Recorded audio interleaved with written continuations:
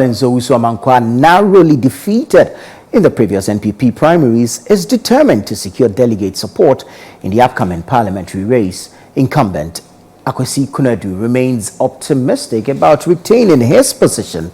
Citi News' Middle Belt Bureau Chief Edward Oponmafo delves into the intense contest unfolding in the constituency. Mention North in Kumasi has been a focal point in recent NPP parliamentary primaries. With high expectations from constituents, the MP faces the challenge of winning their support. Former MP Collins Owusu-Amankwa, who lost by 5 votes previously, is seeking a comeback against incumbent Akwesi Kunadu and hopeful Richard Osei-Banfo. Collins Owusu-Amankwa, citing constituents' desires, expresses his motivation for the comeback, emphasizing unfinished projects. My vision is to secure a very prosperous constituency, and the vision is still in progress. Wherever you go, what the people are saying that we miss Collins' leadership. Collins provided strong leadership. Collins proved to be resource-oriented person. Collins proved to be development-oriented person, and therefore we want him back. So the people are craving for my comeback, and I can assure you that I'm going to lead the party to win December 7th general election. Amankwa aims to resume and complete abandoned initiatives. I had rolled out so many projects. Now my projects have become an abandoned project in the constituency. And this is one of the driving forces which motivates me and people who are calling for my comeback, that I should come and continue with the ICT project that I started at Wesco College.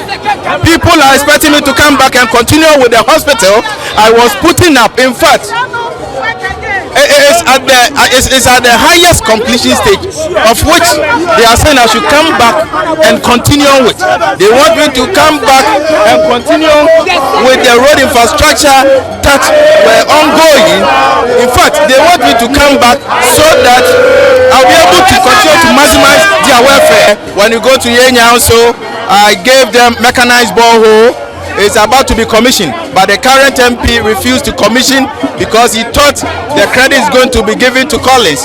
In fact, even the AstroTurf that we were about to construct, instead of him to make sure that the Middle Belt Authority engage the contractors that we submitted, he refused to do that. So the constituents have realized that they are enjoying inept and very weak leadership under Akwesi Kunadu, and they want Collins come back. Incumbent Akwesi Kunadu highlights significant constituency development and is confident in securing re-election. My vision is a continuity of what I started. If not for anything at all, now I can see peace. I can see a certain sense of purpose in unity in my constituency. And secondly, there is improvement in the development in my constituency. Currently, you can see schools are being rebuilt, schools are being provided with furniture, and education is key to me. We can have clinics that have been rebuilt with emergencies that we never did have. We have roads that are being constructed at an accelerated rate in the constituency that we never had. I came to meet a road properly called road that are tied, almost about 20%. Currently, we are not where we are, but we are moving on steadily, and my people appreciate the effort that we put in. We will continue with the path that we set ourselves on, because our people appreciate the path that we are on, and that is what we are not going to deviate from that. What assurance am I giving to my constituency, to my party and my country and my region? The assurance is that the continuity of purpose and the progress that we are enjoying and the accelerated development that we are now experiencing will continue. If you go to, say, Wesco, we built a classroom there, we provided them with an ICT unit. If you go to Citi, we constructed an emergency, a laboratory, a nursing change room, and an operating room for them.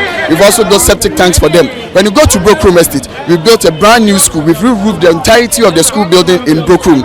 Currently, there are projects that are ongoing, about 11 kilometers of roads in the constituency. At the same time, when you go, we have almost constructed about 13 boreholes in the center of Kumasi. This is the center of Kumasi where we have Ghana Water servicing everybody, but we've got about 13 boreholes. If you want an itinerary of what we've done, my constituents are here. They are far better in a position to tell me. Probably, if I say, you might not believe, but when they say, when the constituents say, that is where you believe, because they feel it.